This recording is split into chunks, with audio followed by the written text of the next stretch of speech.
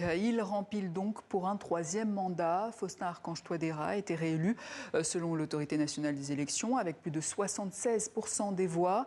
Derrière lui, Anissé Georges Dologuélé, qui avait pourtant revendiqué la victoire, ne dépasse pas officiellement les 15%. Depuis Bangui, la correspondance de Mariam Koné.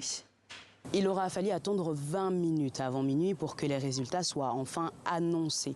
Et c'est sans grande surprise, puisqu'il était de loin le favori, que le président de l'autorité nationale des élections a proclamé la victoire de Faustin Archange Touadéra dès le premier tour avec plus de 76% des suffrages. L'annonce a été faite sous un tonnerre d'applaudissements de ses partisans venus en grand nombre dans les locaux de l'ANE. Réélu pour un troisième mandat, le président sortant s'est exprimé dans la foulée.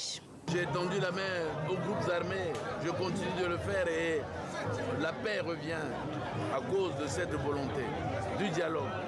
Et je continuerai de le faire puisque si les Centrafricains m'ont fait confiance le 28 décembre, je continuerai cette politique de main tendue et travailler avec tous les compatriotes qui le souhaitent. Mais avant même la publication des résultats provisoires, ceux-ci étaient contestés, à commencer par Anissé Georges Dologuélé, considéré comme le chef de file de l'opposition, qui s'est autoproclamé vainqueur du scrutin 3 jours avant l'annonce officielle des résultats. Autre contestation, celle d'Henri-Marie Dondra, qui, quelques heures avant l'annonce des résultats, avait demandé l'annulation simple des élections. Selon lui, elles auraient été entachées de nombreuses irrégularités dont il dit avoir les preuves.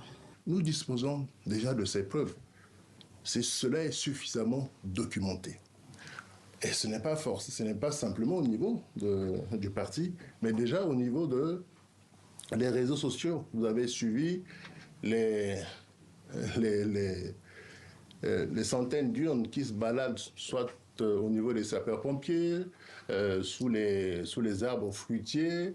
En dehors de ces réclamations, la première journée suivant l'annonce des résultats s'est déroulée dans un climat relativement calme sur l'ensemble du territoire, sans incident majeur signalé.